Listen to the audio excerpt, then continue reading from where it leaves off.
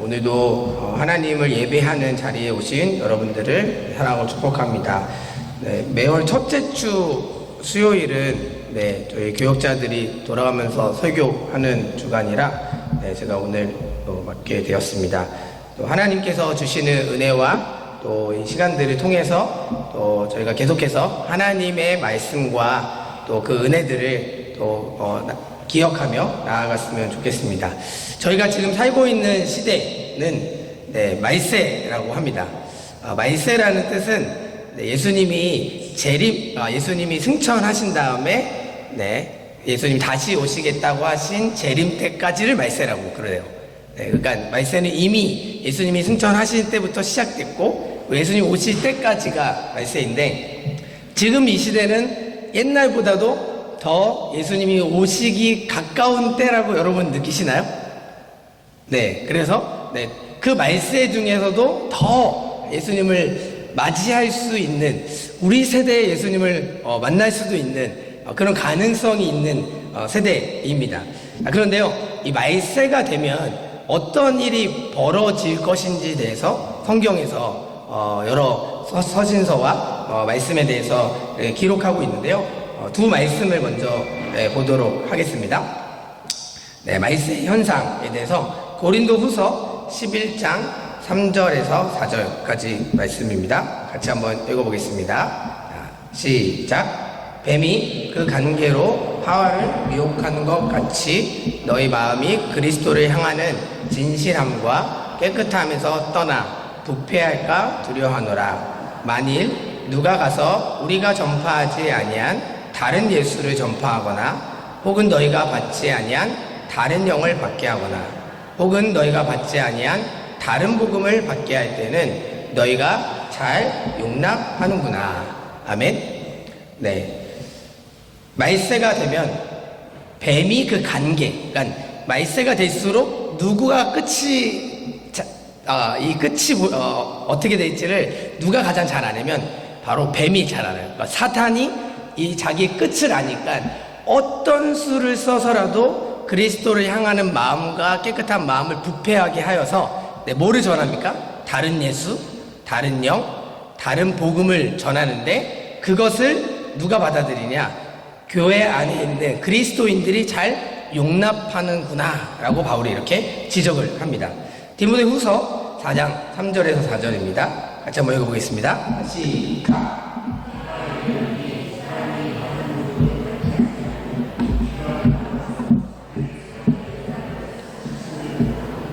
또 그 길을 진리에서 돌이켜 허탄한 이야기를 따르리라. 아멘.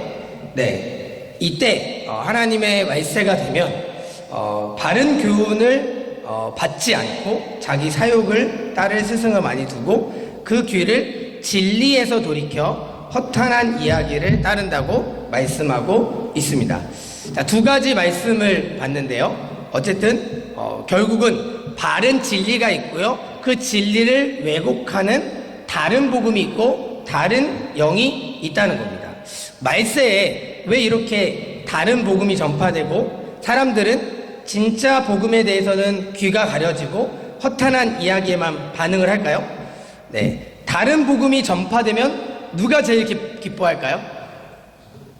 사탄이 기뻐하겠죠. 그래서 고린도후서 4장 4절에는 이런 현상의 원인과 배후가 있다고 분명하게 말씀합니다. 자, 시작. 그 중에 이 세상의 신이 믿지 아니하는 자들의 마음을 혼미하게 하여 그리스도의 영광의 복음의 광채가 비치지 못하게 함이니 그리스도는 하나님의 형상이니라. 아멘.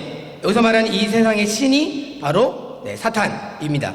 마귀와 사탄이 믿지 아니하는 자들의 마음을 혼미하게 하여 그리스도의 영광의 복음의 광채가 비치지 못하게 한다고 말씀하고 있습니다. 그래서 이 말세에 일어나는 이 바른 복음이 전해지지 않고 다른 복음과 다른 예수와 다른 영이 전해지는 것은 철저히 누구의 역사입니까?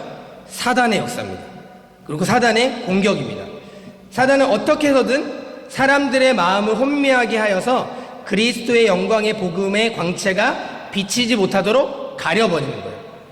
아무리 햇빛이 뜨거워도요, 네, 앞에 가림막이 있으면 그 햇빛의 영향을 받지 않습니다. 맞죠? 햇빛이 사라지는 게 아니에요. 복음의 광채가 사라지는 것이 아니라 복음의 광채와 하나님의 빛은 계속됩니다. 하지만 그것을 가릴 수 있는 최대한의 방법을 통해서 우리의 마음 가운데 복음의 광채가 비치지 못하도록 사단이 가려버려요. 이 가려버리는 일들이 결국 이 성도들에게 국한된 일이 아니라 진짜 복음을 전해야 하는 이 교회 안에 또 말씀 사역자 뭐 아니면 신학교 이런 여러 이 교회 전반적으로 이 단순하고 명확한 복음을 변질시키는 일들이 일어난다고 보고 있습니다. 최근에 어떤 분이 저한테 전화가 왔어요. 유튜브에서 박진영 씨가 전하는 말씀을 들었는데 도대체 이거는 어떻게 된 거냐? 혹시 보셨어요? 박진영 씨가 가수잖아요. 그분이 이름 뭐였죠? 무슨 단체를 무슨 약간 모임을 만들었어요. 네, 그래서 거기서 말씀을 전해요. 근데 한번 보시면 웬만한 목사님보다 잘 전해요. 네, 그런데 정확히 말씀드립니다. 박진영은 정확한 신학을 한 사람도 아니고 그가 전하는 많은 내용 중에 예수를 얘기하고 그리스도를 얘기하지만 결국 그가 전하는 건 무슨 복음이에요? 네, 다른 복음이에요. 들으시면 안 돼요. 네. 그러니까 유튜브에서 알고리즘에 뜬다고 이 목사님 저 목사님 아니면 어떤 교회 요즘 유명한 사람이라고 다 아무거나 들으시면 안 된다는 거예요. 왜냐? 지금 이 시대가 여러 가지 복음이 선포되는 시대고 진리가 선포되는 시기인데 이 복음과 함께 무슨 다른 복음이 선포될 수 있는 가능성이 너무나 많은 시대입니다. 그렇다면 왜 유독 기독교에만 이렇게 이단들이 많을까요? 제가 요즘 그 신학교 수업을 듣는데 선교와 세계 종교라는 수업을 들어요. 그래서 불교, 힌두교, 이슬람교 이런 타 종교가 무엇인지를 배우거든요. 그런데 여러분, 불교에요 여러 가지 종파가 있는데 특정 분파를 불교에서 이단이라고 부르는 경우가 있을까요? 없어요. 힌두교에서는요 정통 이단이라는 개념 자체가 없습니다. 모든 걸 다 받아들여요. 이슬람도요 분파가 있지만 이슬람이 저 분파를 향해서 이단이라고 정죄하지 않습니다. 제가 중국에 있을 때 중국은 짝퉁 천국이잖아요. 짝퉁. 그래서 베이징에 갔어요. 베이징에 어떤 큰 쇼핑몰에 갔는데 5층짜리 건물 통째로 대놓고 짝퉁만 파는 쇼핑몰이에요. 네. 그 사람들이 취급하는 짝퉁이 뭐예요? 뭐 여러분들이 좋아하시는 루이비통, 샤넬, 그리고 요즘 나오는 최신 핸드폰, 뭐 아이폰, 갤럭시 이런 명품을 모방해서 똑같이 만듭니다. 자, 그런데 여러분, 사람들이요 길거리에서 거들떠보지도 않는 일반적인 제품을 가지고 짝퉁을 만들까요? 만들지 않을까요? 절대 만들지 않습니다. 자, 짝퉁, 가짜가 나오는 이유는 명품이 있기 때문에 모조품을 만드는 거예요.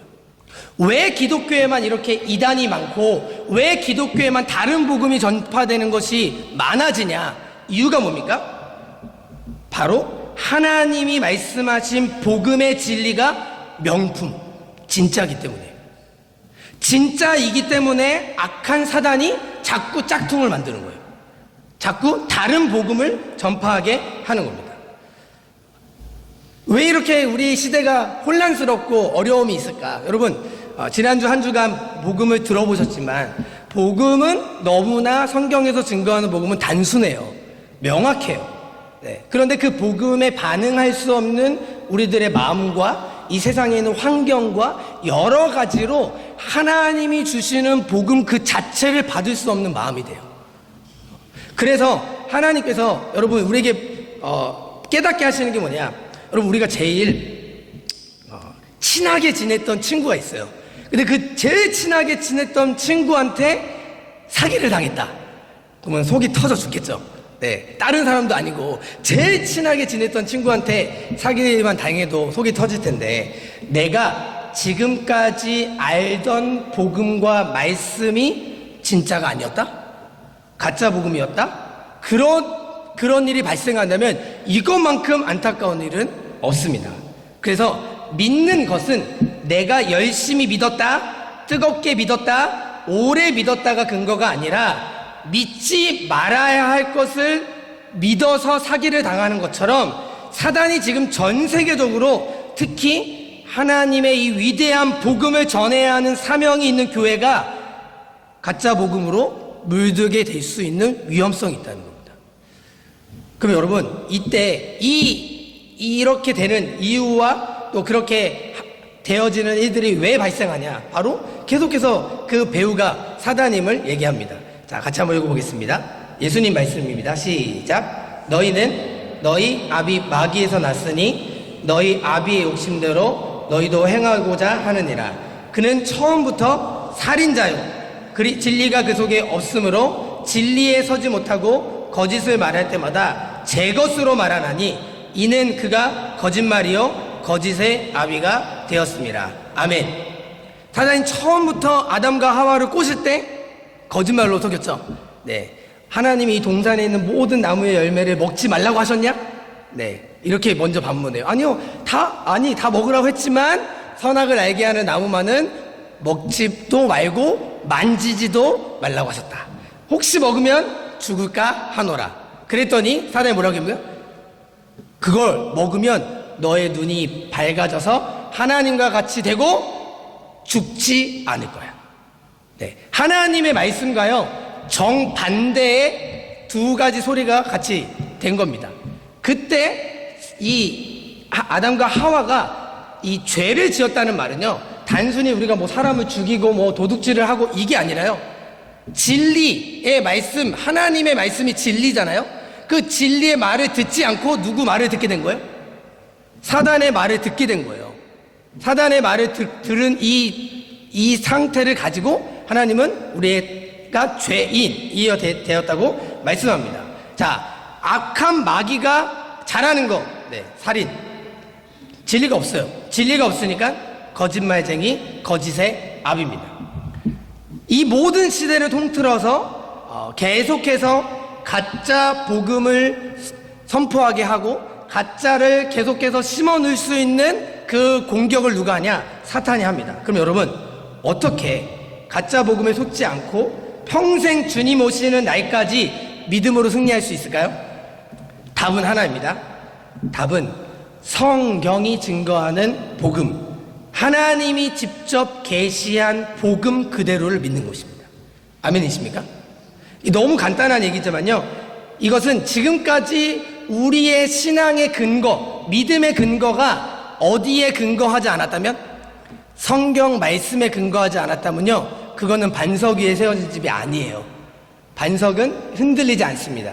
그래서 지금까지 여러분들이 신앙생활을 했는데 개인적으로 성경을 읽지 않는다, 죄송하지만 흔들릴 수 있어요. 유혹될 수 있어요. 속을 수 있어요. 그런데 하나님께서 우리에게 다시 말씀해 주시는 것은 우리의 믿음의 근거가 성경의 말씀의 진리 가운데 있어야 합니다. 아멘이십니까? 그러면 복음을 들었어요. 복음을 들었더니 뭔가 대단한 일이 벌어지나요?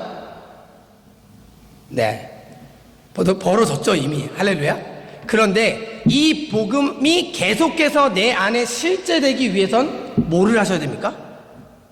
말씀으로 돌아가는 거예요. 말씀을 떠나서는요 절대로 복음대로 살 수가 없습니다. 절대로 믿음이 생길 수가 없어요. 그 전에 내가 경험했던 하나님을 경험한 경험으로 계속해서 신앙을 한다면 흔들려요. 속아요. 하지만 하나님께서 말씀하시기를 하나님의 진리의 말씀을 이제 깨닫고 그 진리 위에 살아가는 믿음, 그것이 우리의 믿음이 되어야 될 줄로 믿습니다. 아멘이십니까? 그래서 예수 그리스도는 태초부터 계셨던 말씀이셨어요. 네, 태초에 말씀이 계시니라. 네, 이 말씀 안에는 영원한 생명이 있습니다. 자, 태초부터 말씀이 있었고요. 그 말씀 안에는 뭐가 있었다고요? 영원한 생명.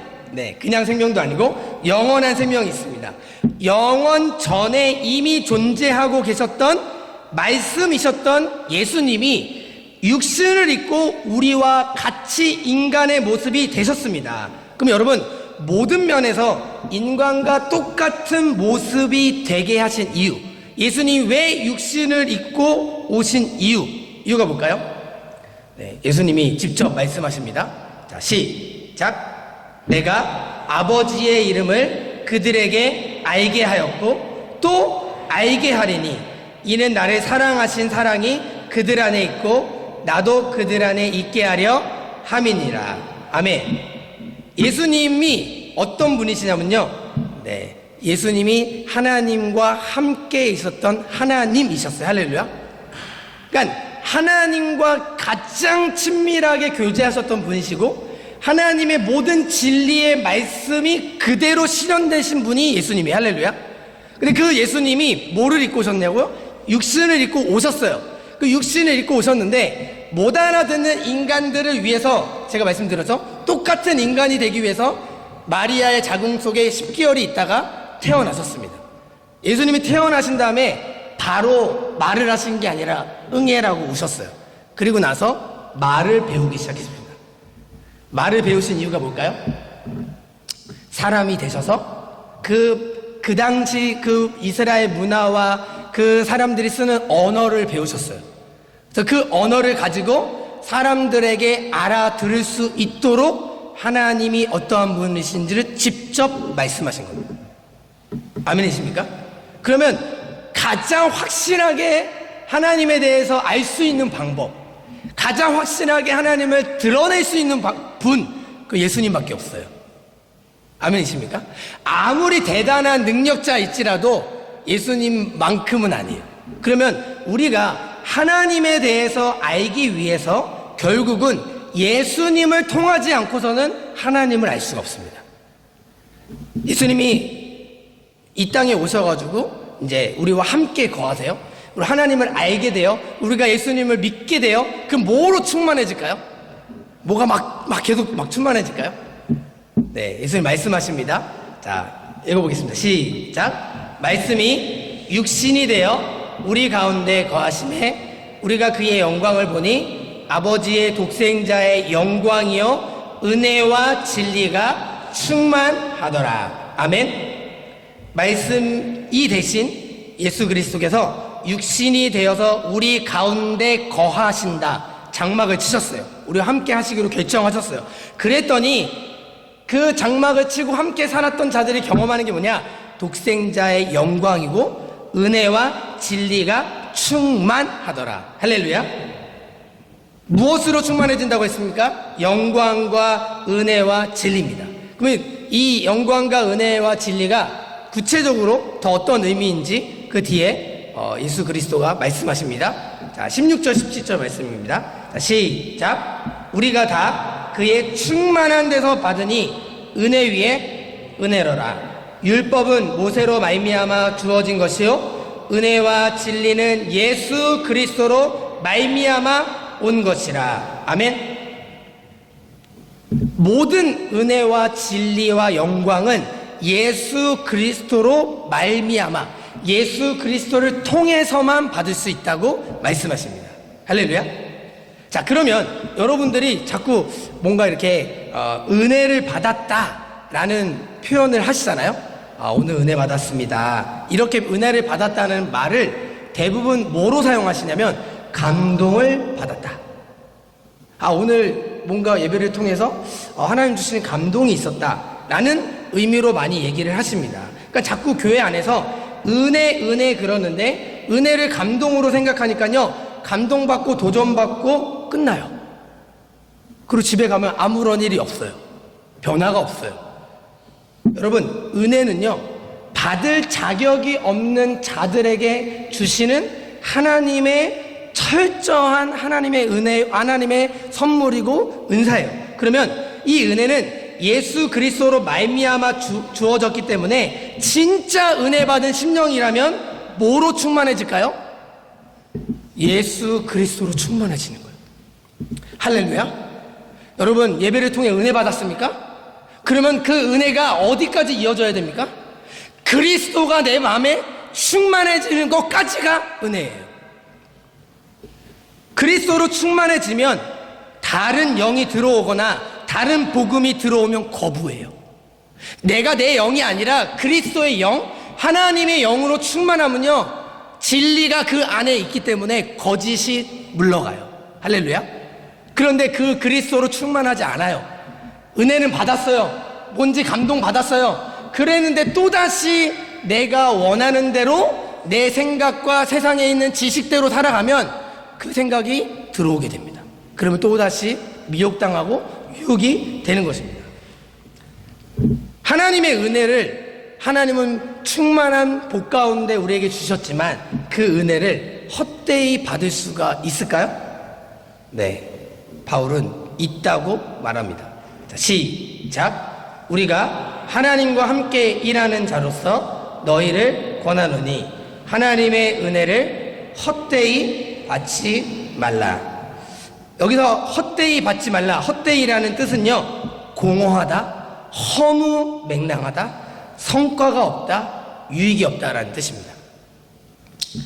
은혜, 하나님의 아들인 예수 피값으로 그 대가를 지불하시고 우리에게 주신 은혜를요, 어떤 사람에게는요 여전히 허무맹랑한 소식으로 들어요. 너무나 성과가 없고 유익이 없는 것으로 공허한 마음으로 예수 그리스도를 또 내 삶의 주인, 내 삶의 중심으로 두지 않는다면 그것은 아무리 복음을 듣고 은혜를 받고 감동을 받아도요 그 은혜로 살 수가 없습니다. 여러분, 하나님의 은혜는요 자꾸 뭔가를 내가 받고 또 내가 뭔가를 누리고 이런 식으로 생각을 하니까 저희가 이거를 막 썼다가 있다가 없다가 이렇게 느껴지지 않습니까?